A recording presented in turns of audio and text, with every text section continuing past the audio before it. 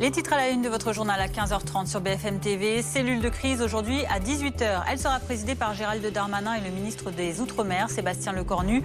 Une mesure d'urgence à la suite des violences de la grève générale qui se déroule actuellement en Guadeloupe dans un contexte de mobilisation contre le pass sanitaire, contre la vaccination des soignants également. Nous en parlerons dans un instant. Nous parlerons aussi de la dose de rappel. La Haute Autorité de Santé la préconise à partir de 40 ans. L'exécutif est favorable à une généralisation de ce rappel. Alors qu'à l'école, plus de 4000 classes sont fermées. C'est 3 fois plus qu'avant les vacances de la Toussaint. Une mobilisation contre les violences sexistes et sexuelles a lieu ce samedi. Des milliers de personnes défilent dans les rues de France. Des manifestations qui exigent des politiques publiques à la hauteur. Et vous le voyez, nous serons en direct tout dans un instant de la manifestation parisienne. Et puis sa candidature devrait être officialisée ces prochains jours. Éric Zemmour, en déplacement à Londres, a précisé qu'il donnerait un grand meeting à Paris le 5 décembre. Le quasi-candidat qui réaffirme sa radicalité et qui se compare notamment à Nicolas Sarkozy. Vous l'entendrez dans un instant. Et tout d'abord, cette situation qui s'embrase en Guadeloupe. Grève générale, barricades enflammées, blocage des accès à l'hôpital, violence, pillage. On les voit encore sur ces images. Bonjour Nicolas Ledin, vous êtes notre correspondant sur place, journaliste à RCI Guadeloupe. Vous êtes précisément au Gosier, sur un point de blocage justement où des grévistes barrent la route. Ce qui met le feu aux poudres, c'est notamment cette obligation vaccinale pour les soignants. La connexion qui est un peu difficile avec vous, Nicolas Ledin. Je ne sais pas si vous nous entendez toujours. Oui, je vous entends. Je me trouve effectivement ici sur la route nationale 2, au niveau du Gosier, qui est donc la route principale qui permet de relier tout le sud de la derrière moi, où on ne laisse passer que les professionnels de santé, les pompiers qui ont des cartes professionnelles. Un blocage flippant, il y en a comme ceci en Guadeloupe des dizaines sur le réseau routier, un peu partout sur les principaux points d'accès. D'ailleurs, rien que sur cette route nationale, il y en a un autre à moins de 5 km d'ici. Une nouvelle journée de mobilisation ici en Guadeloupe, la 5e d'affilée contre l'obligation vaccinale et le pass sanitaire, qui fait suite à une nouvelle nuit de violence également. Des affrontements ont lieu entre les forces de l'ordre et des jeunes insurgés qui ont notamment tenté de dérober dans des magasins, des pillages qui s'organisent en nocturne avec des engins de sentier, du mortier, des tirs d'ailleurs ont été essuyés par les forces de l'ordre. Pas moins de 28 interpellations ont été procédées la nuit dernière en zone police et gendarmerie pour un débordement qui s'est produit en plein couvre-feu puisque le préfet de Guadeloupe, Alexandre Rochat, a décrété depuis hier un couvre-feu nocturne de 18h à 5h, ce qui ne refroidit pas les insurgés qui continuent de se mobiliser toutes les nuits ici dans un climat de violence qui s'intensifie et à l'aube d'une nouvelle journée ici en Guadeloupe qui s'annonce encore une fois très tendue sur le réseau routier. Merci beaucoup Nicolas Ledin. Et on le comprend donc, la situation qui est toujours très compliquée actuellement en Guadeloupe. Cellule de crise, cellule de crise interministérielle à 18h, place Beauvau, qui fait suite bien sûr donc à cette situation très préoccupante en Guadeloupe. Les précisions d'Anne-Sora Dubois du service politique. Cellule de crise qui va démarrer à 18h, présidée par le ministre de l'Intérieur Gérald Darmanin et le ministre des Outre-mer Sébastien Lecornu, qui devrait durer 1 heure. Et à l'issue, on aura une prise de parole des 2 ministres. C'est une situation très préoccupante qui nous est décrite avec plusieurs nuits d'émeutes successives. Et la violence ne semble pas se calmer sur place. Et qui font suite, ces nuits de violence, à notamment une très mauvaise acceptation du pass sanitaire, mais aussi de la poursuite de la campagne de vaccination. Encore une fois, 29 interpellations. Il y a 200 policiers et gendarmes qui ont été envoyés en renfort ces derniers jours.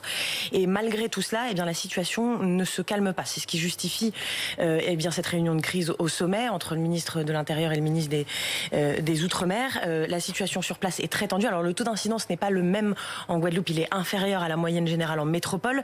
Aujourd'hui, on est à peu près à 132 en moyenne en métropole. En Guadeloupe, ça n'est que de 56. En revanche, le taux de vaccination est vraiment très faible. C'est 33,34%.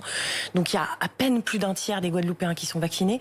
Et c'est apparemment l'incitation toujours très forte à la vaccination qui pose vraiment problème là-bas, sachant que elle n'a toujours pas été, elle n'augmente toujours pas. Souvenez-vous, en août dernier, Olivier Véran avait déjà supplié quasiment, en se rendant dans les Antilles, les Guadeloupéens, les Martiniquais, de se faire vacciner. Les taux n'ont pas augmenté. Entre-temps, et c'est ce qui aggrave aussi la situation, il y a des soignants qui ont commencé à être suspendus. Il y a à peu près 12% aujourd'hui, c'est ce que dit son directeur, des soignants du CHU de Pointe-à-Pitre qui ont été suspendus parce qu'ils ne sont toujours pas vaccinés. Donc ça cause beaucoup de problèmes dans la désorganisation de l'hôpital. Et c'est ce qui justifie aujourd'hui effectivement cette grosse inquiétude des pouvoirs publics. Et alors que l'épidémie de Covid-19 poursuit sa reprise, la Haute Autorité de Santé se prononce désormais en faveur d'une dose de rappel Pour tous les plus de 40 ans, le gouvernement tranchera la question dans quelques jours en Conseil de défense. Et pour l'instant, on le rappelle, seuls les plus de 65 ans, les personnes les plus vulnérables ou encore les personnels de santé sont concernés par cette dose de rappel. Alors faut-il suivre l'avis de la HAS et vacciner dès que possible les plus de 40 ans? Les précisions du professeur Jean-Louis Teboul, qui est chef de service de médecine intensive réanimation à l'hôpital Bicêtre dans le Val-de-Marne. Ce qu'on sait d'après les études scientifiques, c'est au-delà de 40 ans, il y a un réel bénéfice à avoir une dose de rappel par rapport à n'avoir que 2 doses. Ça a été démontré dans des études publiées il y a quelques jours ou semaines, et ça c'est indiscutable au-delà de 40 ans. À moins de 40 ans, si vous voulez, on manque encore de données, et de toute façon on n'est pas encore dans cette tranche d'âge éligible actuellement, et pour des tas de raisons logistiques, on y viendra, mais probablement au cours de l'hiver, mais un peu plus tard, dès l'instant que ceux qui se sont vaccinés par exemple en juillet-août, eh bien, on aura peut-être 6 mois de plus, c'est-à-dire qu'on sera peut-être en janvier-février, à ce moment-là, peut-être faudra-t-il le mettre en place. Mais pour l'instant, en effet, au-delà de 40 ans, ça me semble très important à faire. Et les plus jeunes ne sont pas épargnés par cette reprise de l'épidémie. Illustration dans les écoles avec cette forte hausse de cette semaine du nombre de classes fermées, 4048 au total. Un chiffre plus de 3 fois supérieur à celui d'avant les vacances de la Toussaint. Jérémy Charrier avec Justine Fontaine, François Luce et Sébastien Savoie. Top. À toi, Gabriel. Tu poses la question à Victoire ? Depuis mardi, Victoire, élève de CM1, ne va plus à l'école. Sa classe a été fermée après la détection d'un cas de Covid. D'abord, on nous l'a dit en classe. Après, je suis restée un petit peu à l'école et après, mon papa il est venu me chercher pour faire le test. Rapidement, sa mère, Séverine, a pu s'organiser pour la faire garder. On est très chanceux, on a mes parents qui sont à proximité et qui ont pu la garder. Et donc, ils ont accepté gentiment de la garder mercredi, jeudi, vendredi. Et donc, bon, ils ont essayé quand même de lui faire un peu la classe puisqu'elle reçoit ses cours par mail. En un mois, le nombre de fermetures de classes a explosé. Il est passé entre le 22 octobre et aujourd'hui de 1246 à 4408. Un phénomène qui inquiète certains parents. Nous, on a la chance, avec mon épouse, de pouvoir s'organiser, mais ce n'est pas le cas de tout le monde, malheureusement. Ce sera dur à la fois pour elle et pour nous, parce que, effectivement, on n'est pas enseignants. Les fermetures sont dues à l'abandon de certains gestes barrières, selon Guylaine David, co-secrétaire générale du syndicat SNUIPP-FSU. Malheureusement, on a eu des périodes où il a fallu enlever le masque chez les élèves dans certains départements, là où l'épidémie reprenait. Donc maintenant, il faut vraiment mettre en place des mesures de protection dans nos classes. Les syndicats réclament le renforcement de certaines mesures, comme une campagne de tests plus fréquents et la mise en place de purificateurs d'air dans les classes. Et on parle également de cette situation de plus en plus préoccupante dans plusieurs pays européens. Aux Pays-Bas, le taux d'incidence de Covid-19 est de 736 cas pour 100 000 habitants. Là-bas, confinement partiel imposé par le gouvernement qui ne passe pas. Le projet de restreindre l'accès des personnes non vaccinées à certains sites est également pointé du doigt. Après une nuit de violentes émeutes à Rotterdam, une manifestation contre les mesures sanitaires a lieu cet après-midi. Vous le voyez à Amsterdam, la manifestation qui avait d'abord été annulée avant finalement d'avoir lieu. Manifestation également en Autriche, où là on frôle carrément les 1000 cas pour 100 000 habitants. Les opposants au pass sanitaire sont rassemblés dans la capitale, à Vienne, notamment contre le confinement total. Il sera mis en place dès demain, contre la vaccination obligatoire en février. Restriction d'une semaine, une semaine seulement après l'instauration d'un confinement pour les personnes non vaccinées. Vous voyez donc l'Europe mobilisée contre les restrictions sanitaires dans un contexte très difficile sur le plan du Covid. On parle politique à présent avec Marine Le Pen qui est sur le terrain dans les Bouches-du-Rhône ce samedi, la candidate du Rassemblement national qui tente de reprendre du poil de la bête face au polémiste Éric Zemmour dans les sondages. Elle est à Marseille depuis hier. Loïc Besson, on vous y retrouve sur place. Vous suivez ce déplacement, Loïc, au programme de cette journée de pré-campagne pour Marine Le Pen, des déambulations. Oui, c'est une journée de pure campagne, tout simplement. Tractage ce matin sur un marché, suivi d'une rencontre avec les militants. Et puis cet après-midi, déambulation ici même au Salon du Vin et de la Gastronomie. Puis il y aura ensuite une autre déambulation, cette fois à la foire au Santon, près du Vieux-Port de Marseille. Sans compter la séquence sécurité hier avec cette patrouille dans les quartiers nord de Marseille avec la BAC. Un déplacement finalement comme Marine Le Pen les aime. Ça coûte moins cher qu'un grand meeting et ça permet de brasser beaucoup de monde. Marine Le Pen qui adapte sa stratégie, pas au jour le jour, mais presque. Elle nous le confie, on l'a vu dans cette campagne présidentielle, tout peut arriver. Le secret, c'est la réactivité. La candidate bien décidée à porter ce combat avec détermination, tout comme ses coups, notamment à l'encontre de son concurrent, comme elle le qualifie, Éric Zemmour. Écoutez. La brutalité qui émane des propositions d'Éric Zemmour et son côté monothématique, en miroir, démontre que nous avons, en ce qui nous concerne, un projet très complet, très travaillé, très précis et immédiatement applicable, avec les équipes également, pour porter ce projet. Donc c'est vrai qu'en miroir, quelque part, il nous rend service. C'est-à-dire que s'il est candidat, il est concurrent. Voilà, bon, à un moment donné, il faut regarder les choses telles qu'elles sont. Ce sera un concurrent et bien que le meilleur gagne. Marine Le Pen qui affiche le calme des vieilles troupes, comme elle le répète, ne pas être inquiète, ce n'est pas ne pas être attentif. Éric Zemmour qu'elle qualifie le candidat de l'élite, l'une des 50 nuances de macronisme, une façon de garder le monopole dans son camp, l'anti-Macron, en tout cas un semblant de monopole. Merci Loïc Besson en direct de Marseille avec Philippe Gailloux. Quant à lui, sa candidature à la présidentielle n'est plus qu'une question de jours. Le polémiste d'extrême droite Éric Zemmour est aujourd'hui en déplacement, toujours outre-Manche, pour trouver des financements. Il est depuis hier et il a notamment annoncé son grand meeting le 5 décembre prochain au Zénith de Paris, opération séduction, pour faire oublier sa baisse dans les sondages, mais aussi réaffirmer sa radicalité, comme nous l'explique Léopold Audebert à Londres pour BFM TV. Depuis quelques semaines au service politique, on se rend bien compte qu'il y a une vraie primaire de la droite qui ne dit pas son nom. Marine Le Pen attaque Éric Zemmour. Éric Zemmour attaque Marine Le Pen ce matin dans le Daily Telegraph, un grand quotidien. Éric Zemmour a qualifié la prestation de Marine Le Pen lors du débat de l'entre-deux tours en 2017 de lamentable. Et il a continué en expliquant que voter Marine Le Pen, c'était voter Emmanuel Macron. Donc finalement, on voit bien que les deux sont en train aujourd'hui d'essayer de trouver leur place sur l'échiquier politique, de trouver un électorat. Et puis Éric Zemmour sait bien aussi qu'il doit essayer de trouver des électeurs qui sont plutôt dans la droite chez les Républicains. Et ce matin, il a fait référence à des propos anciens de Nicolas Sarkozy. Je vous propose de les écouter. Vous savez, moi, si je dis que je passe le Karcher, je le passerai. La différence. Ça veut dire que si je fais des promesses et que je les tiendrai, parce que justement je ne suis pas soucieux de plaire à la gauche, aux médias, aux gens qui font l'opinion.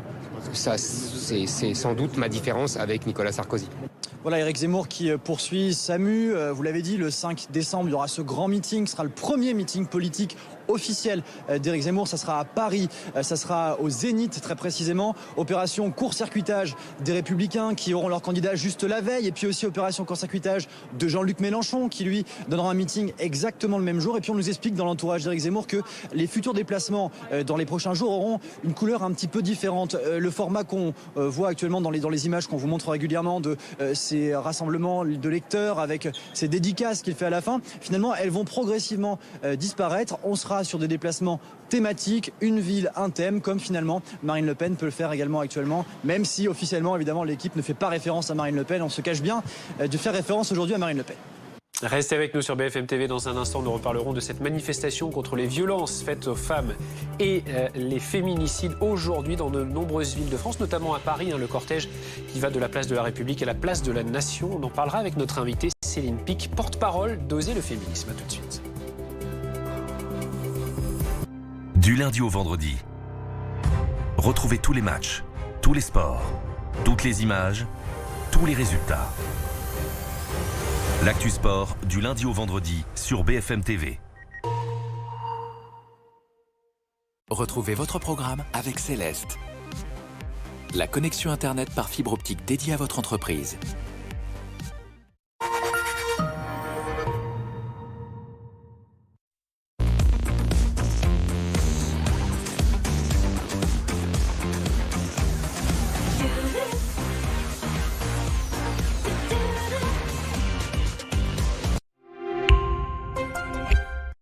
Oh Valentina, mon amour, tu travailles si dur.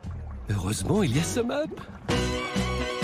Pour développer ton activité, satisfaire tes clients, gérer ton argent. Plus d'argent pour toi veut dire plus d'argent pour ce que tu aimes. Ah, comme un poisson dans l'eau. Achetez votre lecteur de cartes SumUp chez Carrefour ou Boulanger. SumUp, reprenez la main.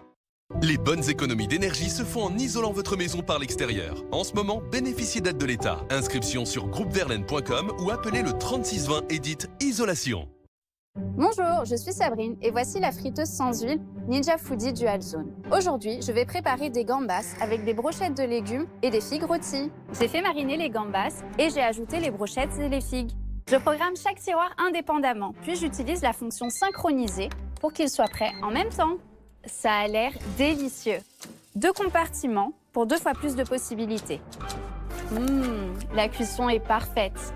Avec Ninja, vous en ferez plus. Ça y est, ils arrivent. Bon, va falloir être efficace, ils ont entraînement dans 2 heures. On commence par le slalom arrière. Ensuite, la benne. Et le plan final, la bâche. Ça y est, ils sont prêts? Non, ça y est, c'est dans la boîte. C'est tourné, là? Entre pros, on se comprend vite. Et pendant le temps des pros Peugeot, l'entretien est offert sur nos utilitaires.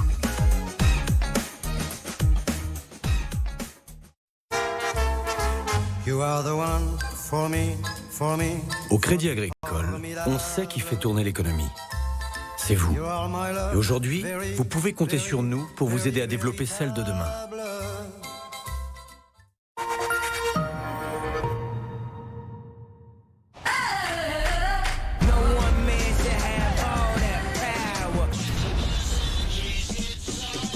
Invictus. Plus intense, plus extrême, Invictus Victory, la nouvelle eau de parfum de Paco Rabanne.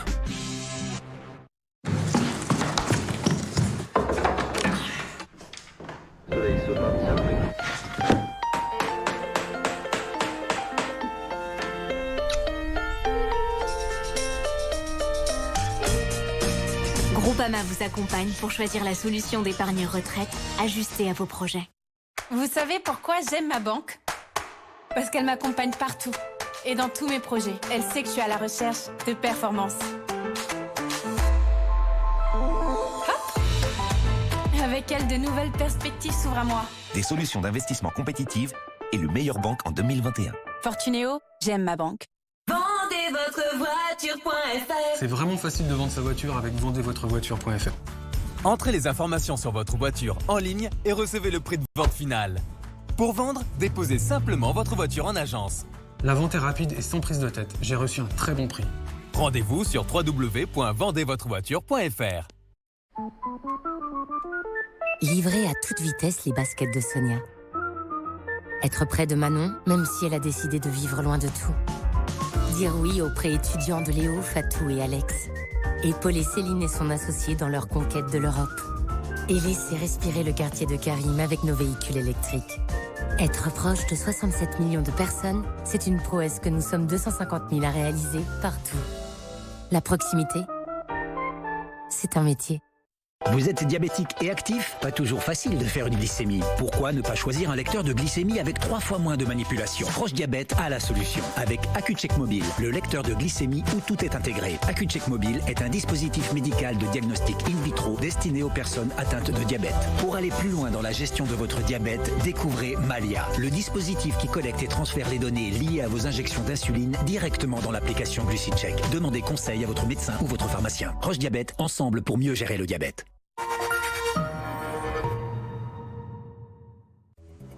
15h47 sur BFM TV, à la une de l'actualité, cette cellule de crise interministérielle convoquée à 18h aujourd'hui. Elle sera présidée par Gérald Darmanin et par le ministre des Outre-mer, Sébastien Lecornu.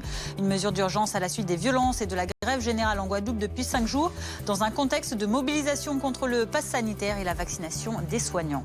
Reconfinement partiel général en Autriche dès demain, partiel aux Pays-Bas. Les restrictions sanitaires ne passent pas dans ces pays du nord de l'Europe où les manifestations se multiplient, images notamment à Amsterdam.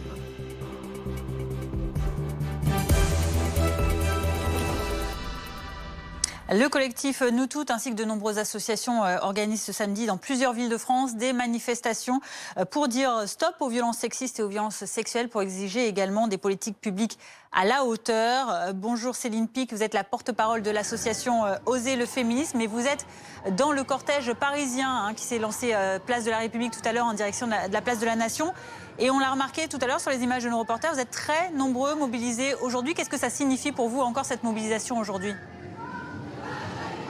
Ça signifie que les choses n'ont toujours pas beaucoup bougé depuis la dernière manifestation il y a 2 ans et qu'on, plus que jamais, on manifeste aujourd'hui pour le droit des femmes puisque la situation n'a pas avancé malgré les promesses du gouvernement.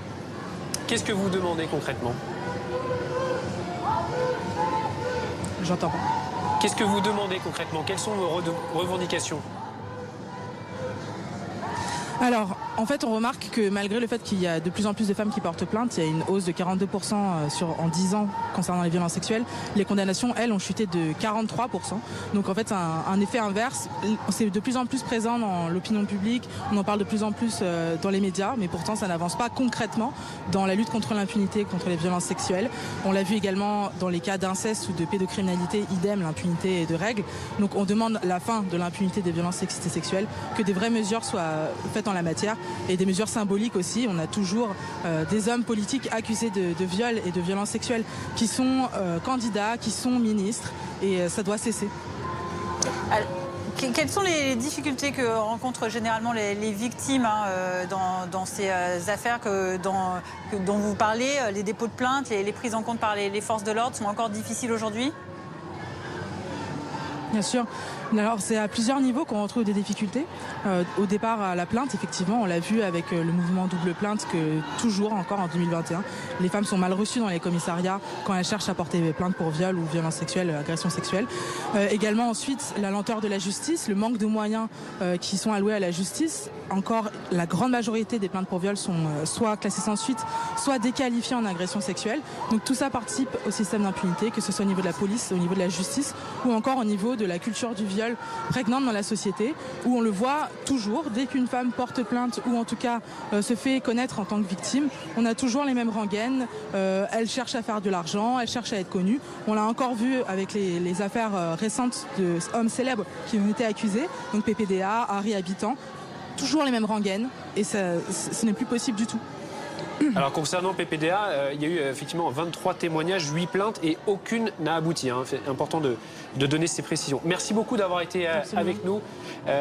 Ursula Le Maine, donc, pour Oser le féminisme cet après-midi pour cette manifestation donc, contre les violences sexuelles et sexistes à Paris. On le rappelle, le cortège qui est allé de la place de la République à la place de la Nation. On rappelle le numéro aussi 3919, c'est un numéro important pour toutes les femmes qui seraient victimes de violences. Restez avec nous sur BFM TV. Dans un instant, nous reparlerons du Covid, notamment de cette dose de rappel. La Haute Autorité de Santé recommande que cette dose de rappel soit appliquée pour les plus de 40 ans. On verra s'il faudra également la généraliser. On en parlera dans le prochain journal. À tout de suite. Votre météo avec Novotel. Prenez le temps de vous évader et profitez pleinement de nos hôtels.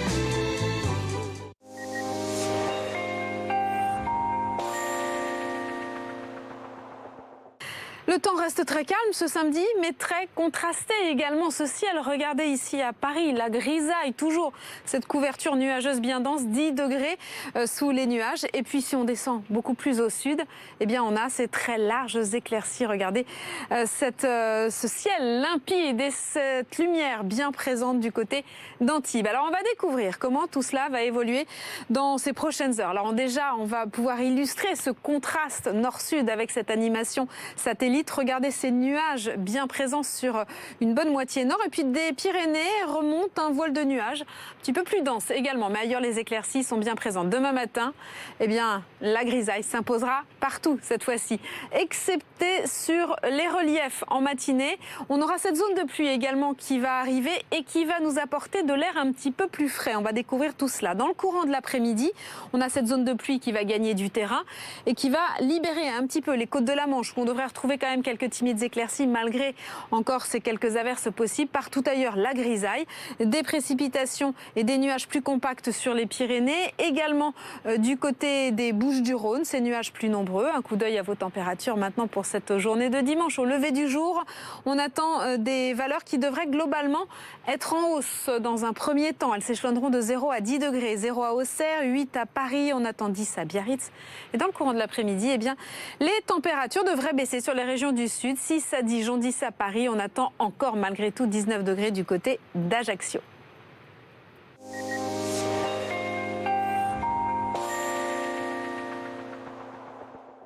C'était votre météo avec Novotel. Réservez votre séjour en toute sérénité et évadez-vous dans nos hôtels. Amor mío, eres el ser que amo sin fin. Pasión e idilio, amor mío,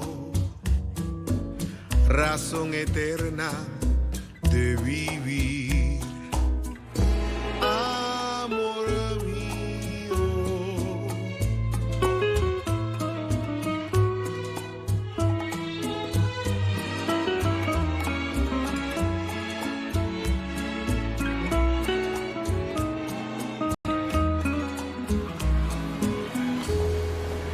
Bonjour monsieur. Bonjour, je viens pour faire ma dose de rappel. Il y a des rendez-vous à ne pas manquer. Pour continuer à vous protéger, pensez dès maintenant à votre dose de rappel.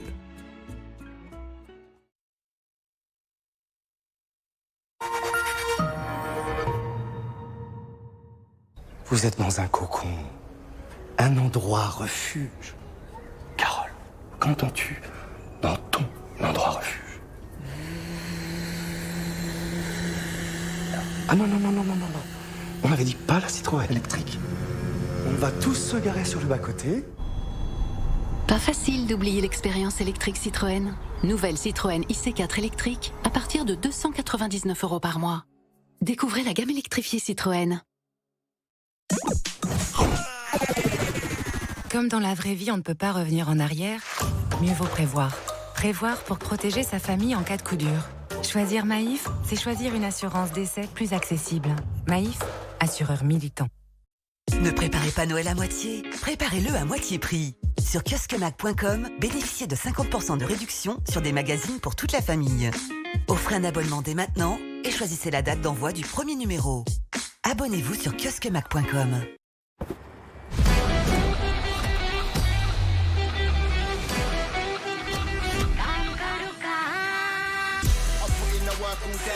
I put in the work all day. Them man are doing this thing part time, now I'm doing this thing all day. I put in the work all day. I put in the work all day. Look, nah, I don't care what you think or say. I put in the work all day.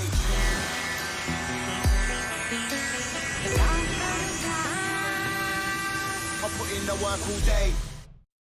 En concevant notre gamme de véhicules hybrides et 100% électriques, nous nous sommes avant tout posé une question. Qu'allez-vous ressentir ?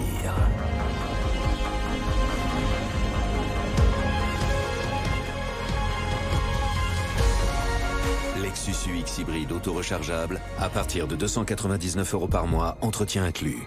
Également disponible en version 100% électrique.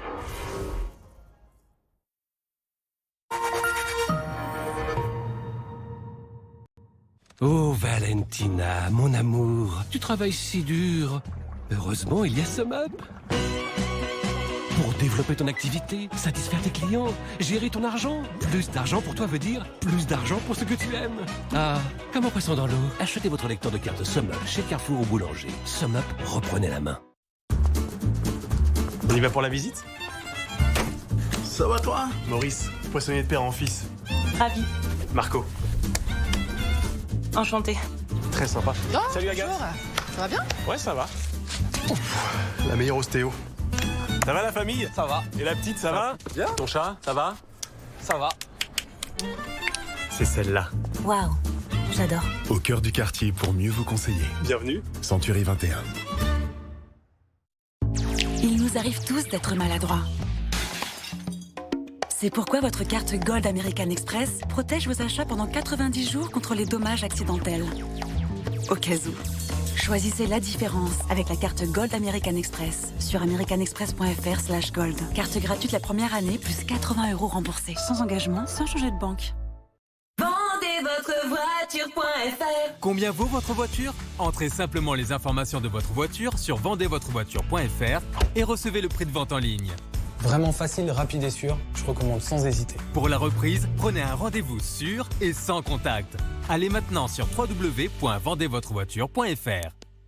Coucou, de lasagne à la bolognaise de Marie. Alors, moi mes lasagnes, je les gratine lentement. Comme Marie, je sais, ouais. Et je mets du bœuf français. Comme Marie. Et j'achète mes pâtes. Ah, pas comme Marie. Ah non? Marie, elle fait sa pâte fraîche elle-même. Oh? Goûte. Toujours aussi perfectionniste que ton papa.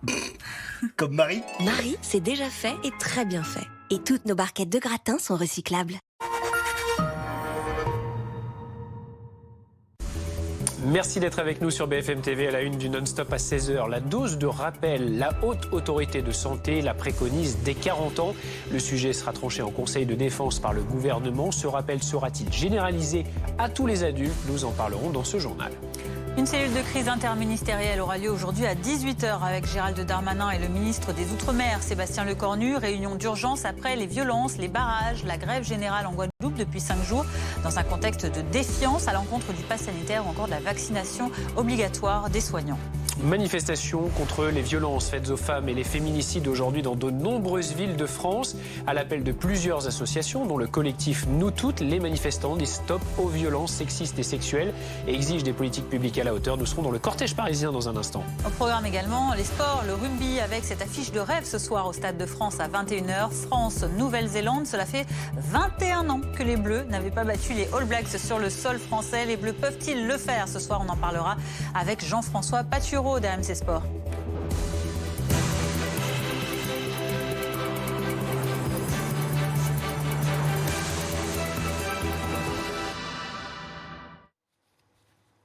Et on parle tout d'abord du Covid, la vaccination avec cette dose de rappel concernera-t-elle bientôt tous les adultes en France? En tout cas, la Haute Autorité de Santé le recommande désormais pour les plus de 40 ans. Ilalel Aflahi.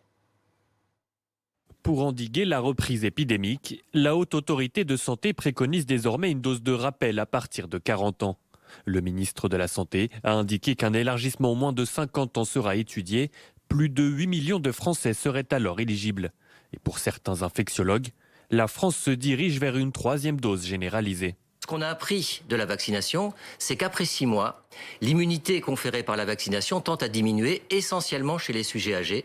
Mais cette diminution, elle peut survenir aussi dans des classes d'âge qui sont un petit peu plus jeunes. Donc aujourd'hui, effectivement, il y a une vraie logique scientifique à progressivement étendre ce rappel après 6 mois, progressivement à l'ensemble de la population. Dans cette pharmacie parisienne, les clients commencent déjà à se poser des questions sur leur éligibilité pour la dose de rappel. Savoir à quelle période ils vont avoir la nécessité de faire cette fameuse 3e dose pour valider leur pass sanitaire. C'est surtout ça aussi qui inquiète les gens. Mais avec plus de 21 000 nouveaux cas recensés ces dernières 24 heures et des hospitalisations également en hausse, la 5e vague épidémique se confirme et une éventuelle 3e dose pourrait ne pas être suffisante pour ralentir les contaminations. Il faut que les gens continuent à mettre en œuvre les gestes barrières. On l'a vu lors des vagues précédentes, ça fonctionne très bien. Mais il faut que, évidemment, la mise en œuvre soit aussi la meilleure possible. Dans les prochains jours, l'exécutif devrait acter l'extension de la 3e dose aux 40-49 ans. On en parle avec Jean-Louis Teboul. Bonjour, merci d'être avec nous, docteur, chef de service de médecine intensive réanimation à l'hôpital Bicêtre. On voit donc effectivement qu'il y a cette recommandation de la Haute Autorité de Santé désormais à partir de 40 ans. Est-ce que pour vous, il faut aller vraiment vers une généralisation de la vaccination, de cette dose de rappel pour tous les adultes? Alors ça a du sens, ce qu'a recommandé la Haute Autorité de Santé. Ça a du sens parce que c'est basé aussi sur des données scientifiques qui ont été publiées récemment, qui montrent que au-delà de 40 ans, il y a quand même un risque de faire de formes graves si on a dépassé 6 mois par rapport à la dernière dose. Il y a des risques qui sont très, très, très atténués avec une dose de rappel. C'est indiscutable. Alors, est-ce qu'il faut le généraliser à toutes les tranches d'âge? On y viendra très certainement. Mais de toute façon, il faut qu'il y ait au moins 6 mois entre la dernière dose et cette dose de rappel. Donc on n'est pas encore dans les tranches d'âge moins de 40 ans. Hein. On y arrivera, je pense qu'au cours d'hiver, très probablement à partir du mois de janvier. Oui, parce que forcément, les plus jeunes ont été vaccinés plus tard. Voilà, exactement. Par conséquent, on y viendra. Et moi, je suis même d'ailleurs un peu farouchement partisan d'intégrer la dose de rappel au pass sanitaire au minimum pour ceux qui ont plus que 50 ans. C'est-à-dire 50 et 65. Et puis au-delà de 65, c'est déjà prévu à partir du mois de décembre par le gouvernement. Mais je pense qu'il faut être prudent parce que c'est une des armes avec lesquelles on pourra éviter une flambée très importante et avec lesquelles on peut espérer passer un hiver relativement serein. Une arme importante, alors dans ce cas-là, pourquoi attendre aussi longtemps justement pour le c'est quelque chose que je ne comprends pas bien, tout à fait, pour être franc, puisque vous voyez, même pour les 50 ans, la dose de rappel va être ouverte à partir de début décembre. On est le 20 novembre, il y a 10 jours au minimum. Et pendant ces 10 jours, il va se passer beaucoup de choses, puisque les contaminations vont très certainement augmenter. Il n'y a aucune raison que ça s'arrête, aucune raison. Et déjà en réanimation, vous voyez, rien que dans mon service, on en a pris 4 en l'espace de quelques heures, 4 patients graves, bien sûr, tous non vaccinés. Non vaccinés, hein, j'insiste, parce que pour l'instant, nous avons essentiellement des personnes non vaccinées qui arrivent en forme grave en réanimation. Parce que vous étiez avec nous le week-end dernier, et là, en quelques jours, vous avez vraiment le sentiment que la situation s'est aggravée. Oui, exactement. Depuis 24-48 heures, ça s'est aggravé. En tout cas, dans notre service, je crois que ça s'est généralisé. Alors, ça reste encore tout à fait maîtrisable. Hein, tout à fait maîtrisable. Ça n'a pas de comparaison avec ce qu'on a connu il y a un an exactement. Mais vu les conditions très difficiles dans lesquelles on vit actuellement à l'hôpital en termes de fonctionnement, de fermeture de lits, etc., même une petite flambée, une petite vague sera difficile à maîtriser. Et ça, en train de monter, c'est pour ça, je pense qu'il faut un peu accélérer au niveau de la dose de rappel pour les plus de 50 ans. Et puis pendant ce temps-là, concernant les écoles, le nombre de classes fermées à cause de l'épidémie est nettement remonté cette semaine. Vous le voyez, vous allez le voir, 4048 classes fermées au total, soit 0,8% des classes du pays. C'est 3 fois plus qu'avant les vacances de la Toussaint. Et du coup, la question qui revient ces derniers temps, faut-il vacciner les enfants de moins de 12 ans? Ça se fait déjà dans certains pays. Les explications, les détails de Khalil Lafin du service santé BFM TV. C'est Cuba, le premier pays à avoir adopté la vaccination des enfants dès 2 ans. Depuis début septembre, tous les enfants doivent être vaccinés s'ils veulent aller à l'école. Ils reçoivent un vaccin cubain qui n'a pas encore reçu l'autorisation de l'OMS. Plusieurs autres pays ont ensuite choisi aussi de vacciner les plus jeunes, mais avec le vaccin chinois. Il s'agit du Cambodge, des Émirats arabes unis, de la Chine et de la Colombie. Très récemment, ce sont les États-Unis qui ont commencé à vacciner les enfants dès 5 ans avec le vaccin Pfizer, suivi une semaine après par Israël. Dernière en date à sauter le pas, le Canada. Les premières doses pour les plus de 5 ans arrivent ce dimanche. Il s'agit aussi du vaccin Pfizer, mais elles font 10 microgrammes. C'est 3 fois moins que pour les plus de 12 ans. Et l'Académie de médecine recommande de ne pas vacciner tous les enfants. Alors, faut-il vacciner les moins de 12 ans? Écoutez ce commentaire du professeur Jean-Louis Teboul. On va suivre les recommandations de l'HAS et des autorités sanitaires déjà européennes. Bon, vous savez qu'il y a un débat, bien évidemment, mais bien franchement, le fond de ma pensée, c'est que oui, il faudra y aller. Parce que c'est une saloperie, ce virus. Vraiment, réellement. Et on ne sait pas à 10 ans, à 15 ans, à 20 ans, ce que ça pourra donner comme dégâts neurologiques ou autres. Et moi, je vais vous dire franchement quelque chose. J'ai une fille de 6 ans qui a eu le Covid, il y a quelques mois. Eh bien, franchement, j'aurais préféré 1000 fois qu'elle ait un vaccin. Parce que les vaccins, le vaccin donne extrêmement peu d'effets secondaires et on est certain, ou quasiment certain qu'il n'aura pas à long terme, alors que ce virus, on n'en sait rien. On n'en sait rien et on a quand même l'impression que c'est quand même un virus quand même particulièrement redoutable. La preuve en est, c'est qu'on en parle toujours au bout de presque 2 ans. Et on ne connaît pas les conséquences à long terme, ni neurologiques, ni autres. Et moi, j'aurais vraiment préféré qu'elle soit vaccinée. Alors ça, c'est un sentiment personnel. Il faudra voir, justement, puisque des pays ont déjà mis en place ce vaccin, quels sont finalement sur des populations très importantes de patients, quels sont les effets secondaires qui auront été recueillis. Et alors, à ce moment-là, je pense que c'est la raison pour laquelle les autorités de santé européennes attendent un petit peu avant de prendre cette décision. Mais mon sentiment personnel, puisque vous me le demandez, c'est plutôt d'aller vers ce vaccin pour les mois ou les mois qui viennent, on va dire.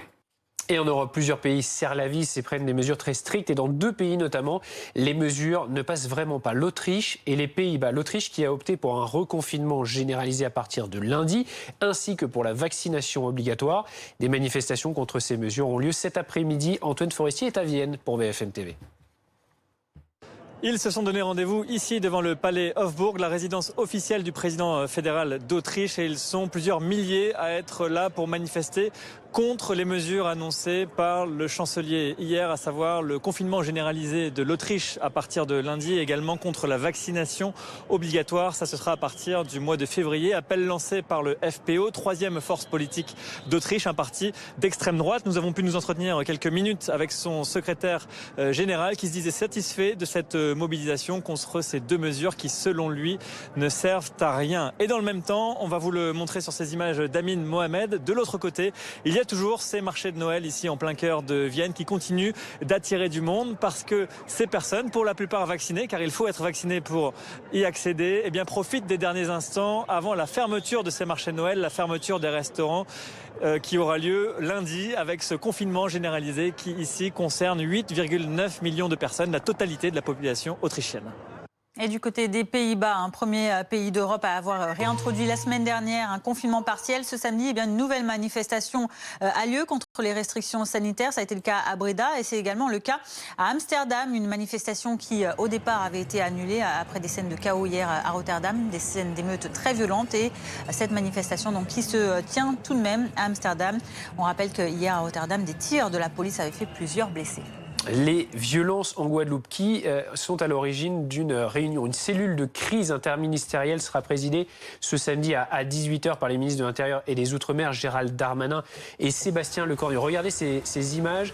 La Guadeloupe qui s'embrase sur fond de crise sanitaire, l'obligation vaccinale des soignants et le pass sanitaire là-bas, ça ne passe pas.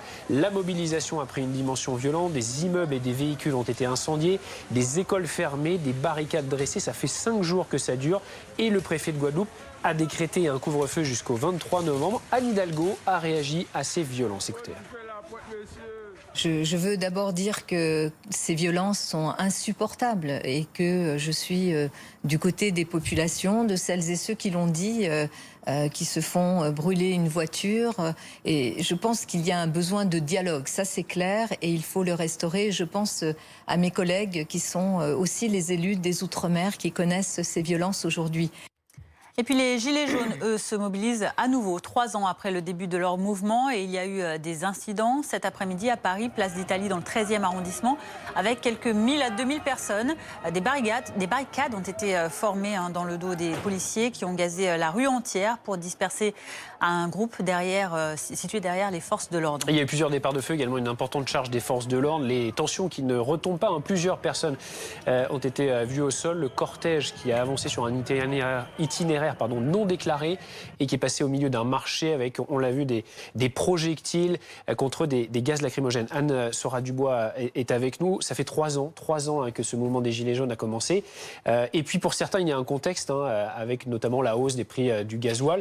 Et alors là, c'est peut-être différent parce qu'il y a aussi des tensions avec des gens finalement qui profitent de ces samedis de mobilisation pour venir créer des violences. C'est toute la question, c'est de savoir qui sont les Gilets jaunes aujourd'hui. Est-ce que ce sont les mêmes qu'il y a 2 ans? Il y a eu quand même une interruption d'1 an pour cause de crise sanitaire, mais même avant, on avait senti que le mouvement était beaucoup moins fort, beaucoup moins d'ampleur qu'à ses origines.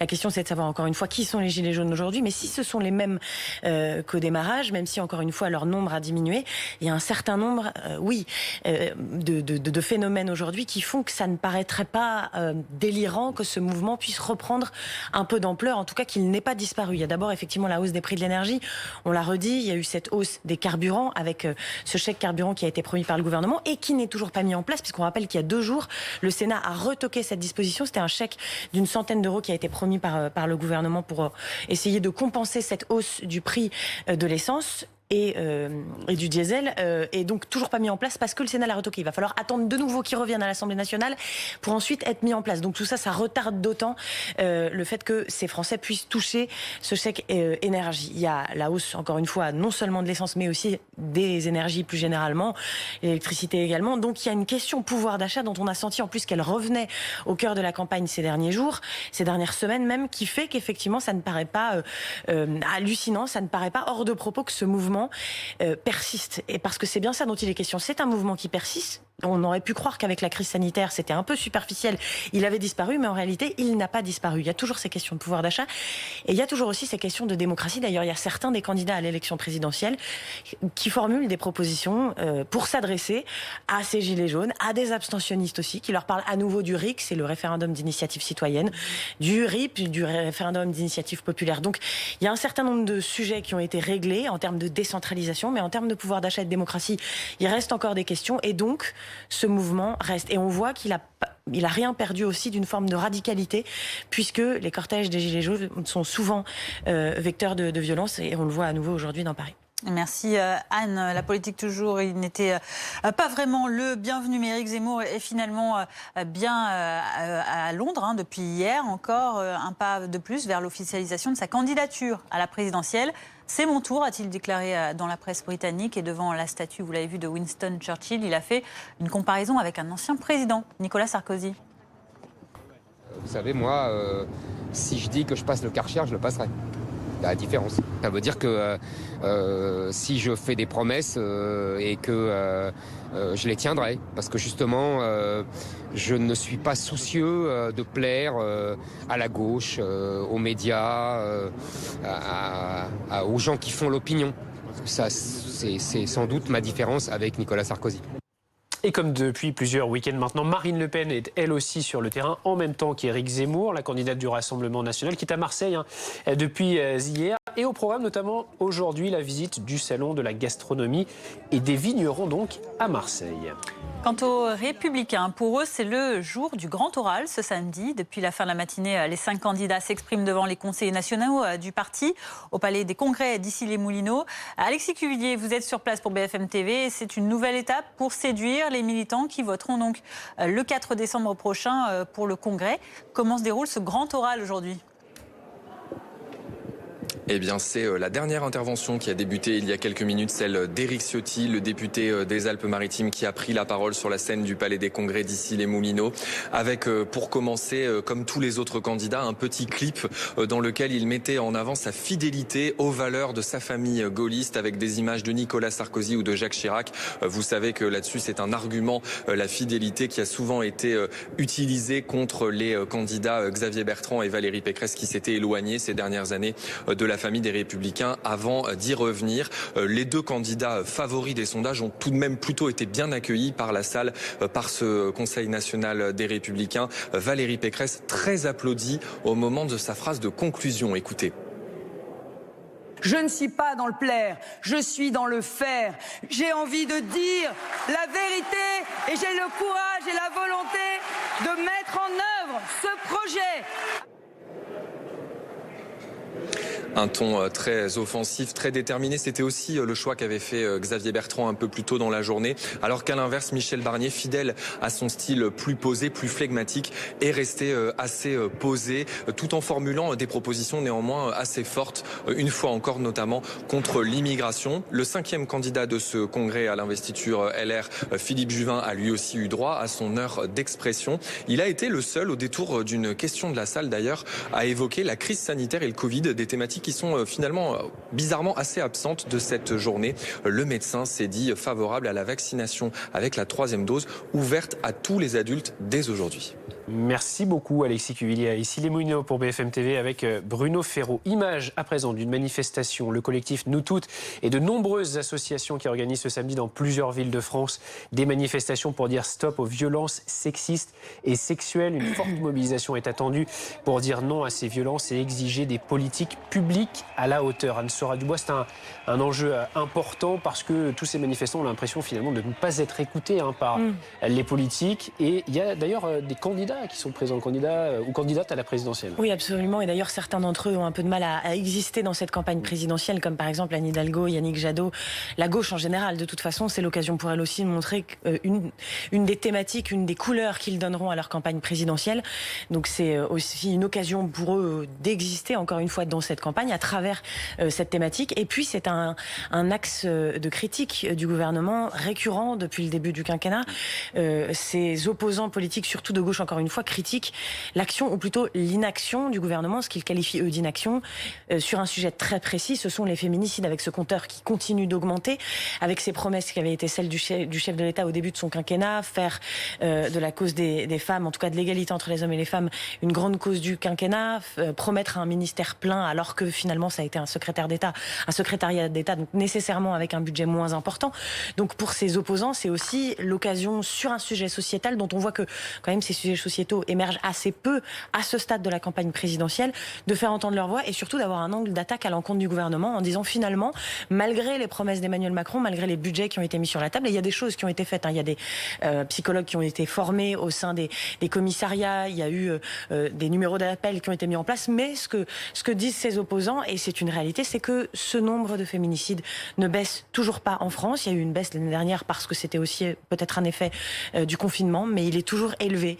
Et donc, c'est le gouvernement aussi qui est accusé dans cette manifestation. Justement, on va prendre la direction de l'un des cortèges. Il y en a plusieurs dizaines cet après-midi et on va en direction de Paris où les manifestants se sont élancés depuis la place de la République en direction de la place de la Nation. Pour vous retrouver, Élise Phillips, vous êtes au sein d'un cortège très dense aujourd'hui. Beaucoup de monde rassemblé pour dire non aux violences sexuelles et sexistes. Exactement, beaucoup de monde, vous le voyez sur ces images de Charlotte Planet, la foule qui défile dans les rues de Paris, plusieurs milliers de personnes rassemblées aujourd'hui dans cette manifestation. Le but premier aujourd'hui, c'est de rappeler la lutte contre les violences sexistes et sexuelles. Et depuis le début de la manifestation, tout à l'heure, on a discuté avec pas mal de jeunes femmes qui nous ont raconté avoir été elles-mêmes victimes de violences. C'est une des raisons pour lesquelles elles sont là aujourd'hui. On va aller voir Célia Lévy du collectif Nous Toutes. Célia, ces dernières semaines, il y a eu plusieurs nouvelles vagues, MeToo, politique, médias, théâtre. Est-ce que ces nouvelles vagues de dénonciation, elles donnent à cette manifestation une symbolique encore plus forte ? En fait, elles sont révélatrices effectivement de ce qui se passe dans la société. De plus en plus de personnes dénoncent les violences qu'elles ont subies et on les entend de plus en plus, c'est surtout ça, parce qu'il y a toujours eu des personnes qui ont dénoncé les violences, mais je crois qu'on a surtout libéré l'oreille et de plus en plus la société ne supporte plus finalement ces violences et demande qu'elles cessent. Est-ce que vous avez l'impression que le sujet est vraiment en train d'être pris en charge par le gouvernement, que vraiment on commence à comprendre à quel point il est important de s'en occuper ? Écoutez, le gouvernement d'Emmanuel Macron avait décrété que les violences sexistes et sexuelles c'était une grande cause nationale. Quand on regarde les mesures et les chiffres, ça paraît dérisoire par rapport aux données qu'on a sur les violences sexistes et sexuelles. Je rappelle qu'une femme sur deux a déjà subi des violences sexuelles ou sexistes dans sa vie. Il y a plus de 6,7 millions d'enfants ou de personnes qui ont subi un inceste. On a 220 000 femmes qui subissent des violences au sein de leur couple. Il y a 250 femmes par jour qui subissent un viol ou une tentative de viol. Et par rapport à ça, quelles sont les mesures qui ont été prises ? Il y a 1000 places d'hébergement qui ont été en fait libérées, alors qu'il en faudrait beaucoup plus. Il y a 379 bracelets électroniques qui ont été donnés contre les agresseurs, alors qu'il en faudrait vraiment beaucoup plus. Il y a 1100 téléphones danger imminent qui ont été donnés aux victimes. Et voilà, et en fait, c'est tout, alors qu'il y a énormément de choses. Merci beaucoup Célia. Voilà, c'est pourquoi en plus de la mobilisation d'aujourd'hui, les associations féministes veulent en profiter pour demander plus d'argent au gouvernement, un investissement plus important. Actuellement, le gouvernement consacre 360 millions d'euros par an en violences contre les femmes. Selon les organisations, il en faudrait 1 milliard d'euros par an. Merci beaucoup Élise Phillips dans le cortège parisien avec Charlotte Planet. On rappelle ce numéro aussi, le 3919, pour toutes les femmes victimes de violences donc sexuelles ou sexistes. On parle de sport à présent. C'est une affiche de rêve en rugby France-Nouvelle-Zélande. Ce soir à 21h au Stade de France, les All Blacks d'ailleurs qui joueront en blanc. Bonjour Jean-François Patureau. Bonjour. Journaliste RMC Sport. Alors quelles sont les clés pour espérer battre cette incroyable équipe qui vient quand même de perdre face à l'Irlande ? Oui, ils ne sont pas imbattables. Et le bon terme, c'est espérer battre. Parce que ce serait un exploit de venir à bout de ces All Blacks. Pour vous planter un petit peu le décor des matchs entre la France et la Nouvelle-Zélande, l'équipe de France reste sur 14 défaites consécutives face à ces Néo-Zélandais. La dernière victoire, c'était en 2009 à Dunedin. Le dernier succès à domicile pour les Bleus, c'était en 2000. Rendez-vous compte. Il y a 21 ans. Oui, c'est 21 ans. Vous comptez bien. Ouais. C'est très très long pour ces Bleus. Et en plus, on est à désormais moins de 2 ans de la Coupe du Monde. Et comme par hasard, l'affiche, le match d'ouverture de cette Coupe du Monde 2023, ce sera France, Nouvelle-Zélande. Ce serait bien de marquer des points dans tous les sens, des points psychologiques en vue de cette échéance. Mais c'est vrai qu'aujourd'hui, il va falloir sortir un match énorme, tout simplement, pour ces Français qui restent sur 2 prestations un petit peu mitigées contre l'Argentine et la Géorgie. Mais aujourd'hui, c'est différent. Il y a une motivation supplémentaire. On nous disait qu'il y a une trouille positive, tout simplement. On a peur peut-être de prendre une raclée contre la meilleure équipe du monde. Il va falloir être bon défensivement, offensivement, dans le combat. C'est aussi pour ça que le staff du 15 de France a opéré quelques modifications dans son 15 de départ. On pense à Romain Ntama qui récupère le poste d'ouvreur. On a voulu densifier, mettre du muscle à tous les étages pour venir à bout physiquement de ces Néo-Zélandais. Mais ça va être un match incroyable, match à guichet fermé, une ambiance de feu. Le match qu'on ne veut pas rater. C'est peut-être le match de l'année. Et celui-là, il est très, très important pour les hommes de Fabien Galtier. Merci Jean-François Patureau. En tout cas, ça promet un beau spectacle. En effet, restez avec nous à suivre sur BFM TV. Face aux violences en Guadeloupe liées à la mobilisation contre le pass sanitaire, une cellule de crise interministérielle sera présidée aujourd'hui à 18h par Gérald Darmanin et le ministre des Outre-mer, Sébastien Lecornu. On en parle dans notre journal dans quelques minutes à 16h30. Vendredi, 19h. Samedi, 18h. Jean-Baptiste Boursier et toute l'info de la journée dans BFM TV SD. Bienvenue, très heureux de vous retrouver pour un nouveau numéro de BFM TV SD. Tout savoir sur les événements du week-end et débattre pour se faire une opinion. Est-ce que vous pensez qu'on peut trouver une solution à ça? Le dimanche, 18h-20h, 2 heures, 2 invités, 2 acteurs de l'actualité de la semaine. BFM TV SD. Vendredi, samedi, dimanche. Vos fins de journée avec Jean-Baptiste Boursier sur BFM TV.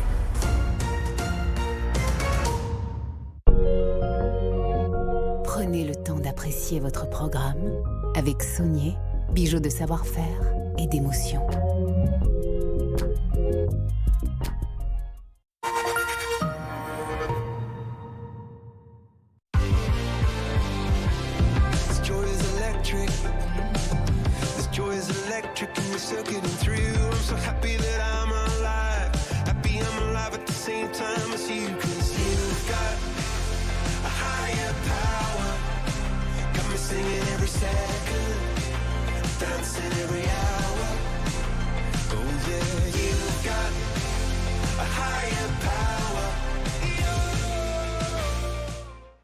Les bonnes économies d'énergie se font en isolant votre maison par l'extérieur. En ce moment, bénéficiez d'aide de l'État. Inscription sur groupeverlaine.com ou appelez le 3620 et dites isolation. Luc de Christie. Découvrez son nouveau single My Heart and My Soul.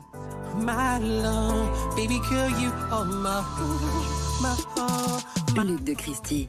Son nouveau single My Heart and My Soul. Disponible sur toutes les plateformes.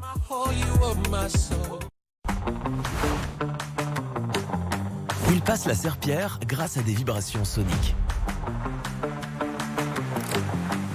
La serpillière s'élève même à l'approche des tapis. Il passe l'aspirateur. Il se vide tout seul. C'est aussi simple que ça avec le Roborock S7 Plus.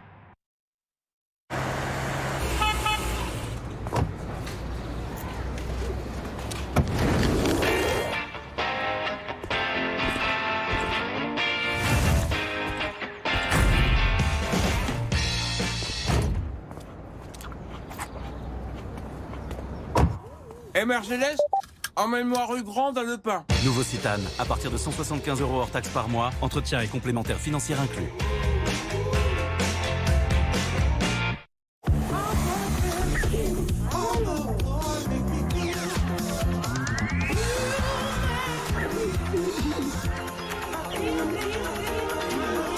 Fantôme, le nouveau parfum pour homme de Paco Rabanne.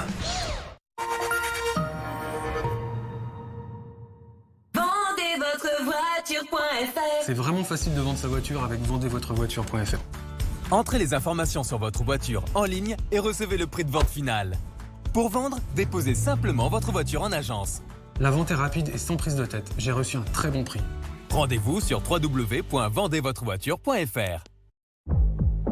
Ça y est, ils arrivent. Bon, va falloir être efficace, ils ont entraînement dans 2 heures. On commence par le slalom arrière. Ensuite, la benne. Et le plan final, la bâche. Ça y est, ils sont prêts? Non, ça y est, c'est dans la boîte. C'est tourné là? Entre pros, on se comprend vite. Et pendant le temps des pros Peugeot, l'entretien est offert sur nos utilitaires.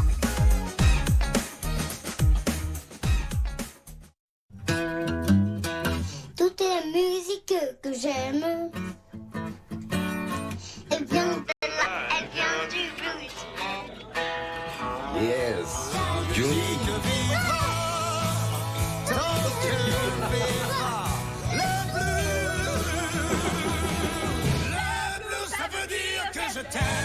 Tout le Noël qu'on aime, avec le grand réseau 4G et 5G Bouygues Télécom. On est fait pour être ensemble.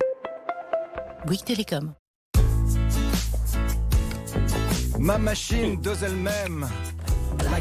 Moins d'eau, ça on aime. Super sexe, superstar. Économique, quelle victoire. Vivez plus éco-responsable. Like a Bosch. Avec de nombreuses solutions de Bosch.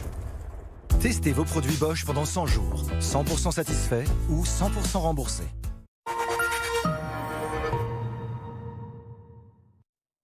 Votre météo avec Novotel. Prenez le temps de vous évader et profitez pleinement de nos hôtels.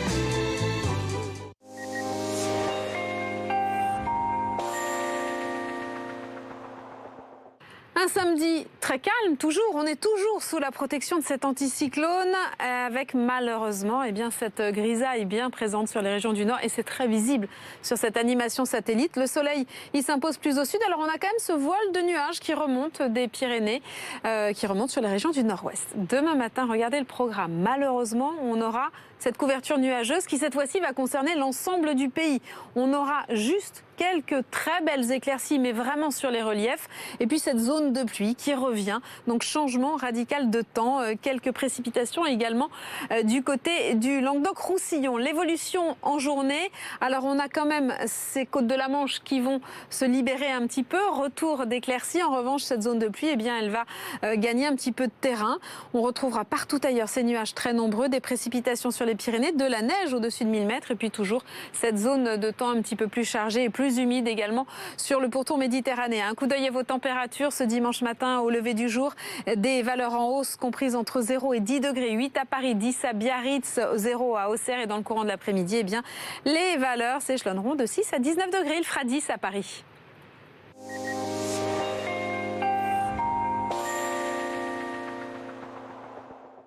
C'était votre météo avec Novotel. Réservez votre séjour en toute sérénité et évadez-vous dans nos hôtels. 16h30 sur BFM TV, bienvenue à vous si vous nous rejoignez à la une de l'actualité. Cette cellule de crise interministérielle aujourd'hui à 18h avec Gérald Darmanin et le ministre des Outre-mer Sébastien Lecornu. Réunion d'urgence après les violences, les barrages, la grève générale en Guadeloupe depuis 5 jours. Et ce dans un contexte de défiance à l'encontre du pass sanitaire et de la vaccination obligatoire des soignants. Reconfinement général en Autriche dès lundi, confinement partiel aux Pays-Bas. Les restrictions sanitaires ne passent pas dans ces pays où les manifestations se multiplient alors qu'en Italie, à Rome, ce sont des manifestations contre la vaccination qui ont lieu aujourd'hui. Et puis cette mobilisation contre les violences sexistes et sexuelles qui a lieu ce samedi. Des milliers de personnes défilent un peu partout dans les rues de France. Des manifestants qui exigent des politiques publiques à la hauteur. Nous serons dans le cortège parisien. Mais tout d'abord, cette situation qui s'embrase en Guadeloupe. Grève générale, barricades enflammées, blocage des accès à l'hôpital, violence, pillage. Bonjour Nicolas Ledain, vous êtes notre correspondant sur place et journaliste à RCI Guadeloupe. Vous êtes précisément, vous, situé au Gosier sur un point de blocage où des grévistes justement barrent la route. Et ce qui met le feu aux poudres, visiblement, c'est cette obligation vaccinale pour les soignants. Oui, tout à fait. Et d'ailleurs, des barrages comme celui où je me trouve, il y en a des dizaines aujourd'hui encore en Guadeloupe. Sitôt le jour levé, les pneus, les palettes et gravats ont été réinstallés sur tous les axes principaux, aux côtés de carcasses de voitures calcinées. On ne circule pas, nulle part, sauf sur présentation d'une carte de professionnel de santé. Un 6e jour de mobilisation contre l'obligation vaccinale et le pass sanitaire qui suit une nouvelle nuit d'intenses violences urbaines avec des débordements sur tout le territoire malgré le couvre-feu décrété par le préfet hier. Des restaurants ont été incendiés, des commerces pillés et des distributeurs automatiques de billets arrachés à l'air de disqueuses, de meuleuses ou encore d'engins de chantier. Les forces de l'ordre qui sont intervenues ont été visées par des tirs, de mortiers parfois. Un policier a même été légèrement blessé par un jet de pierre. 28 individus ont été interpellés. Mais les nuits et les jours se suivent et se ressemblent en Guadeloupe. Et la contestation ne semble pas faiblir. Merci beaucoup Nicolas Ledin pour toutes ces précisions. Et une cellule de crise interministérielle aura lieu aujourd'hui à 18h, place Beauvau. Elle sera présidée par Gérald Darmanin et le ministre des Outre-mer, Sébastien Lecornu. Cette réunion de crise qui fait suite à cette situation donc très préoccupante en Guadeloupe. Les précisions d'Anne-Sora Dubois du service politique. Cellule de crise qui va démarrer à 18h, présidée par le ministre de l'Intérieur Gérald Darmanin et le ministre des Outre-mer Sébastien Lecornu, qui devrait durer 1 heure. Et à l'issue, on aura une prise de parole des 2 ministres. C'est une situation très préoccupante qui nous est décrite avec plusieurs nuits d'émeutes successives. Et la violence ne semble pas se calmer sur place. Et qui font suite, ces nuits de violence, à notamment une très mauvaise acceptation du pass sanitaire, mais aussi de la poursuite de la campagne de vaccination.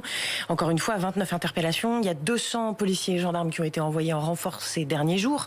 Et malgré tout cela, eh bien, la situation ne se calme pas. C'est ce qui justifie eh bien, cette réunion de crise au sommet entre le ministre de l'Intérieur et le ministre des Outre-mer. La situation sur place est très tendue. Alors le taux d'incidence n'est pas le même en Guadeloupe, il est inférieur à la moyenne générale en métropole. Aujourd'hui, on est à peu près à 132 en moyenne en métropole. En Guadeloupe, ça n'est que de 56. En revanche, le taux de vaccination est vraiment très faible. C'est 33,34%. Donc il y a à peine plus d'un tiers des Guadeloupéens qui sont vaccinés. Et c'est apparemment l'incitation toujours très forte à la vaccination qui pose vraiment problème là-bas, sachant que elle n'a toujours pas été, elle n'augmente toujours pas. Souvenez-vous, en août dernier, Olivier Véran avait déjà supplié quasiment, en se rendant dans les Antilles, les Guadeloupéens, les Martiniquais, de se faire vacciner.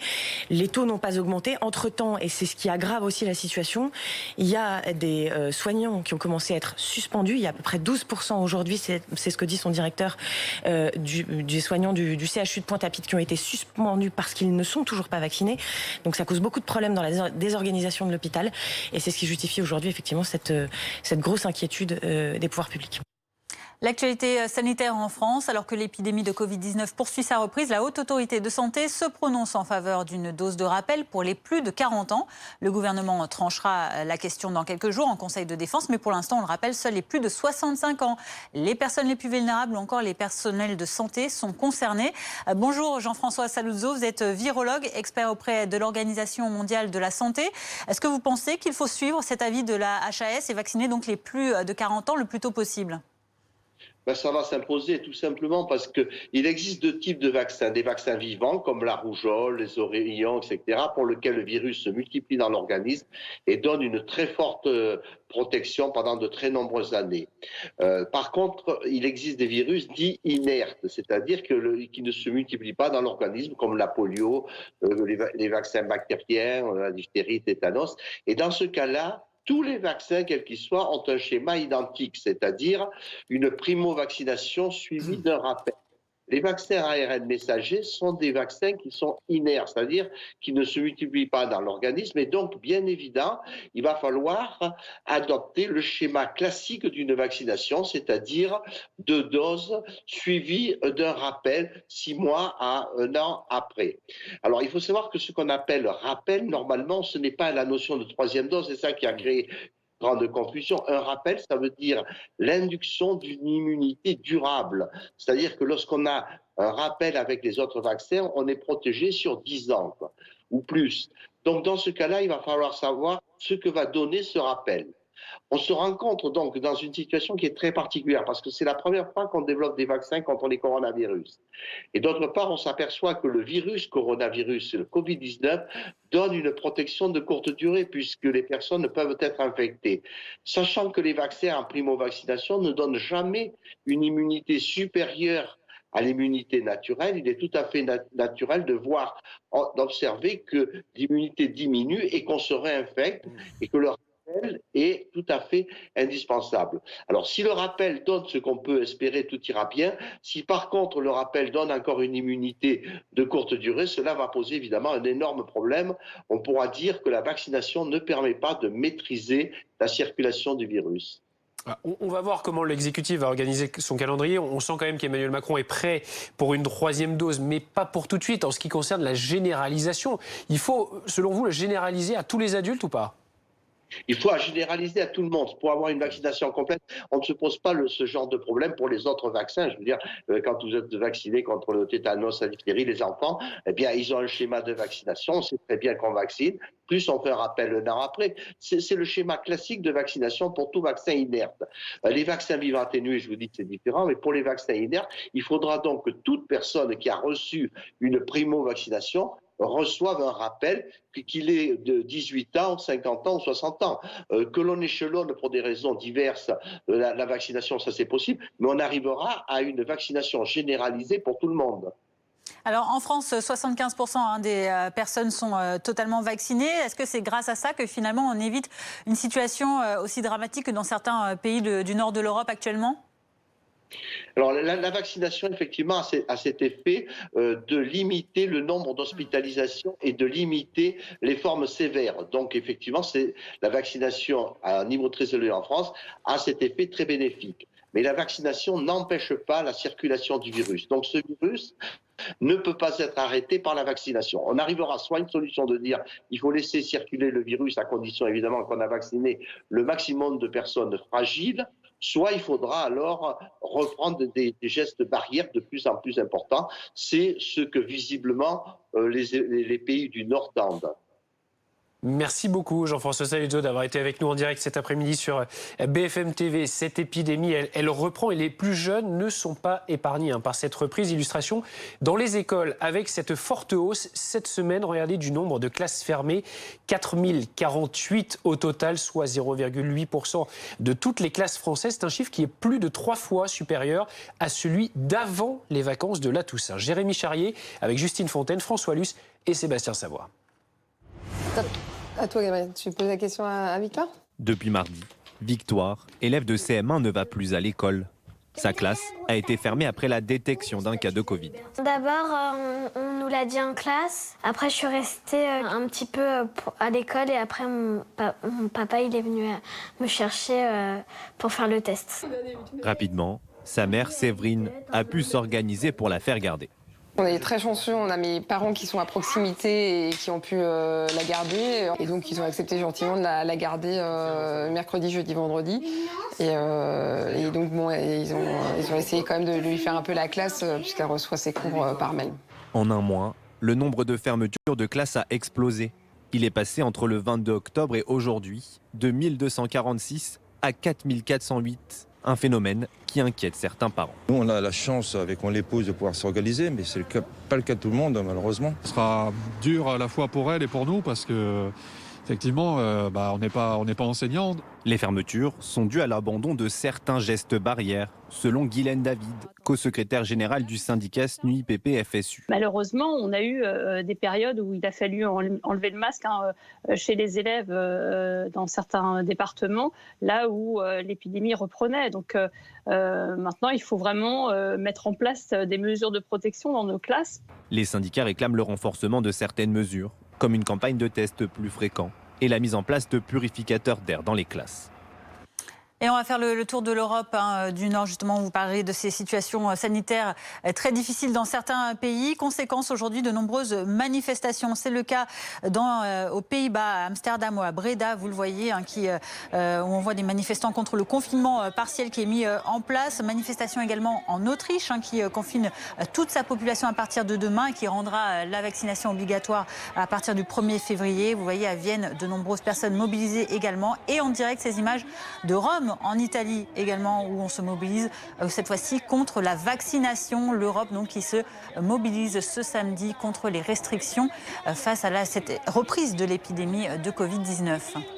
La politique à présent, il sera bientôt officiellement candidat. Éric Zemmour est depuis hier en déplacement à Londres pour trouver des financements pour cette campagne. C'est outre-Manche qu'il a annoncé son grand meeting au Zénith de Paris le 5 décembre. Il n'a pas hésité aujourd'hui à se comparer à un ancien président, Nicolas Sarkozy, déclarant, je cite, « Si moi je dis que je passerai le Karcher, je le passerai ». Et quant à sa concurrente, Marine Le Pen, elle occupe le terrain depuis hier à Marseille, la candidate du Rassemblement national qui, elle, semble reprendre du poil de la bête face aux polémistes dans les sondages. On l'écoute au micro de Loïc Besson et de Philippe Gaillou. La brutalité qui émane des propositions d'Éric Zemmour et son côté monothématique, en miroir, démontre que nous avons, en ce qui nous concerne, un projet très complet, très travaillé, très précis et immédiatement applicable, avec les équipes également, pour porter ce projet. Donc c'est vrai qu'en miroir, quelque part, il nous rend service. C'est-à-dire que s'il est candidat, il est concurrent. Voilà, à un moment donné, il faut regarder les choses telles qu'elles sont. Ce sera un concurrent et bien que le meilleur gagne. À suivre sur BFM TV. Nous reparlerons dans un instant de ces manifestations contre les violences sexuelles et sexistes ce samedi dans de nombreuses villes de France, à l'appel d'associations comme le collectif Nous Toutes, et nous serons notamment dans le cortège parisien. Tout de suite. Dimanche. Recherche, diagnostic, traitement, financement. La médecine est en mouvement. Les nouveautés en matière de santé dans Prenez soin de vous. Dimanche sur BFM TV. Retrouvez votre programme en toute sérénité avec Noreca, complément alimentaire dédié à votre bien-être mental. Eureka, j'ai Noreca.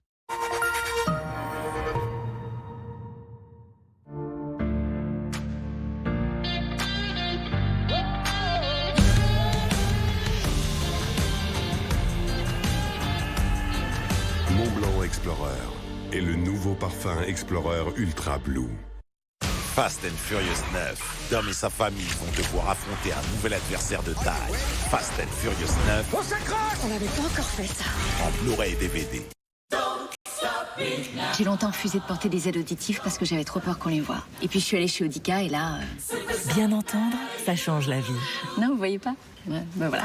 Venez essayer gratuitement les aides auditives 100% invisibles. Une prouesse technologique Audica. Appelez le 3220 et dites Audica. Dispositif médical. Ça y est, ils arrivent. Bon, va falloir être efficace, ils ont entraînement dans 2 heures. On commence par le slalom arrière. Ensuite, la benne. Et le plan final, la bâche. Ça y est, ils sont prêts? Non, ça y est, c'est dans la boîte. C'est tourné, là? Entre pros, on se comprend vite.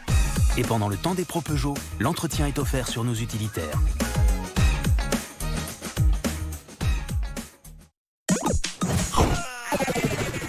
Comme dans la vraie vie, on ne peut pas revenir en arrière, mieux vaut prévoir. Prévoir pour protéger sa famille en cas de coup dur. Choisir Maïf, c'est choisir une assurance d'essai plus accessible. Maïf, assureur militant. Vous êtes dans un cocon, un endroit refuge. Carole, qu'entends-tu dans ton endroit refuge? Ah non. On avait dit pas la Citroën électrique. On va tous se garer sur le bas-côté. Pas facile d'oublier l'expérience électrique Citroën. Nouvelle Citroën IC4 électrique à partir de 299 € par mois. Découvrez la gamme électrifiée Citroën.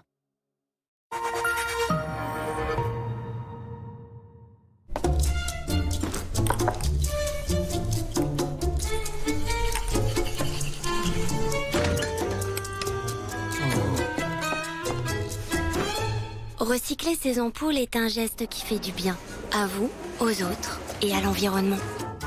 Alors déposez-les dans les bacs de recyclage en magasin et en déchetterie. Écosystème, recycler, c'est protéger. 1307 articles sur les véhicules électriques. 47 heures de vidéos très excitantes sur le plaisir d'en conduire un. 14 dimanches à étudier les temps de recharge. Quand tout à coup...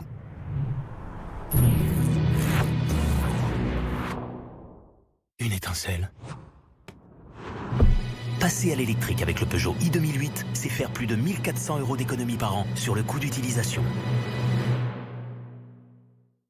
Les bonnes économies d'énergie se font en isolant votre maison par l'extérieur. En ce moment, bénéficiez d'aide de l'État. Inscription sur groupeverlaine.com ou appelez le 3620 et dites isolation. La nouvelle agriculture. Mon père, il est tellement fort qu'il travaille très très dur pour mieux vous nourrir tous les jours. Papa, y a pas plus fort que toi. Bravo, c'est très bon. Je suis si fière de toi. Depuis plus de 10 ans, et aujourd'hui plus encore, nous travaillons dur pour améliorer la qualité de votre alimentation. Avec votre soutien, nous continuerons encore longtemps. La nouvelle agriculture, la marque des agriculteurs.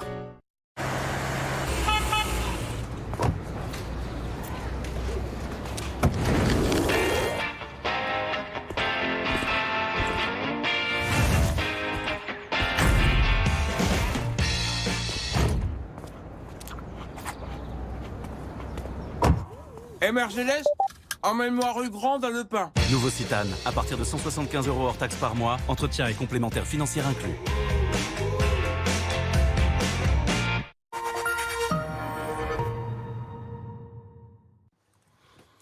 16h47, merci d'être avec nous sur BFM TV. À la une de l'actualité, cette cellule de crise interministérielle qui aura lieu à 18h avec Gérald Darmanin et le ministre des Outre-mer, Sébastien Lecornu. Une réunion d'urgence après les violences, les barrages et la grève générale en Guadeloupe depuis 5 jours dans un contexte de défiance à l'encontre du pass sanitaire et de la vaccination des soignants. Reconfinement général en Autriche dès demain. Confinement partiel aux Pays-Bas. Les restrictions sanitaires ne passent pas dans ces pays où les manifestations se multiplient. Alors qu'en Italie, à Rome, ce sont des manifestations contre la vaccination qui ont lieu ce samedi. Le collectif Nous Toutes et de nombreuses associations organisent ce samedi dans plusieurs villes de France plusieurs dizaines de manifestations pour dire stop aux violences sexistes et sexuelles. Élise Phillips, vous êtes dans le cortège parisien, place Voltaire, cortège qui se dirige vers la place de la Nation. Une forte mobilisation cet après-midi pour dire non à ces violences et exiger plus de la part des pouvoirs publics. Oui, exactement. Beaucoup de monde a aujourd'hui mobilisé. Regardez sur ces images de Clément Gros-Denier, vous pouvez le voir. La foule qui défile dans les rues de Paris. Des manifestants qui viennent affirmer leur mobilisation contre les violences sexistes et sexuelles. Selon le collectif Nous Toutes, 220 000 femmes sont victimes de ces violences chaque année. Aujourd'hui, il y a beaucoup de femmes, bien sûr, mais aussi des hommes. On va aller voir Samuel. Samuel, vous êtes venu soutenir le mouvement, c'est ça? Oui, absolument. Pourquoi parce que ça me paraît évident et important aujourd'hui de le faire, que les mentalités elles évoluent, dont la mienne, et que peut-être que j'aurais pas été là il y a pas si longtemps que ça, et que maintenant ça me paraît complètement fou ça me paraîtrait complètement fou de pas y être.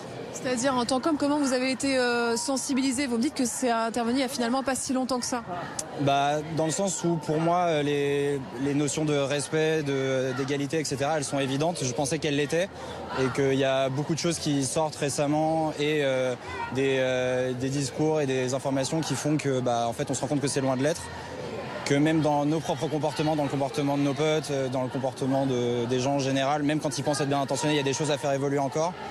Donc voilà, il faut venir. C'est la première manifestation depuis 2 ans, puisque l'année dernière, elle n'avait pas eu lieu à cause du Covid. Est-ce qu'il y a une symbolique particulière aujourd'hui? Forcément un petit peu. On est tous contents de pouvoir refaire des choses comme ça et de pouvoir refaire tout ce qu'on avait envie de faire. Et évidemment, les choses comme ça, politiques et engagées, évidemment que c'est bien qu'on puisse retourner dans la rue, quoi. Merci beaucoup Samuel. Voilà, et en plus des manifestants, des hommes, des femmes, il y a aussi des politiques présents à cette manifestation. On a croisé tout à l'heure Clémentine Autain par exemple, des manifestants venus donc réaffirmer leur soutien aux femmes qui se battent contre les violences sexistes et sexuelles. On rappelle qu'il y a 2 ans, lors de la dernière manifestation, selon le collectif Nous Toutes, il y avait eu 100 000 personnes dans les rues de Paris. Les organisations féministes espèrent donc faire aussi bien aujourd'hui. Merci beaucoup Élise, avec Élise Phillips, avec Clément Gros-Denier dans le cortège parisien. Le manque d'exemplarité du gouvernement pointé du doigt après la diffusion d'une vidéo montrant Jean Castex et Gérald Darmanin serrant des mains mardi soir, sans masque, sans aucun respect des gestes barrières. Le porte-parole du gouvernement, Gabriel Attal, avait tenu à les défendre dès le lendemain. L'exécutif qui a montré des signes de relâchement ces derniers mois. Alexis Cuvillier. Vous allez bien ? Des poignées de main à répétition. Une fête non masquée ou des selfies pas très distancés. En matière de gestes barrières, comme beaucoup de Français, Emmanuel Macron n'est pas toujours exemplaire. En déplacement dans le Nord hier, le chef de l'État a été interpellé sur ce sujet par des journalistes. Les gestes barrières, justement, vous serrez beaucoup de mains. Oui, mais je me lave toujours, comme vous le voyez d'ailleurs, ostensiblement avant et après. Alors après, ça dépend où. Parfois, je fais le check, mais je me lave toujours les mains et je garde toujours le masque en milieu fermé. Et je pense que c'est indispensable. Mais pas sûr que le message soit bien passé au sein même du gouvernement. Publié mardi soir sur les réseaux sociaux, une vidéo montre le Premier ministre serrant des mains, sans masque, lors d'une réception en intérieur. Selon Matignon, les participants avaient bien tous un pass sanitaire valide. Le porte-parole du gouvernement, Gabriel Attal, relativise. Il peut y avoir de temps en temps, évidemment, un moment d'inattention, un écart. Évidemment, on fait tous très attention aussi parce qu'on rencontre beaucoup de monde. Mais évidemment, il y a une vigilance et puis un respect évident des protocoles. Des règles qui seront encore plus difficiles à appliquer alors que la campagne présidentielle va s'intensifier. Les autorités sanitaires les jugent cruciales pour limiter l'impact de la 5e vague. Merci de nous avoir suivis. Dans un instant, c'est votre rendez-vous 7 jours BFM présenté aujourd'hui par Pauline Revenat. Il sera notamment question du Covid et de la dose de rappel. Très bonne fin de journée sur BFM TV. Au revoir.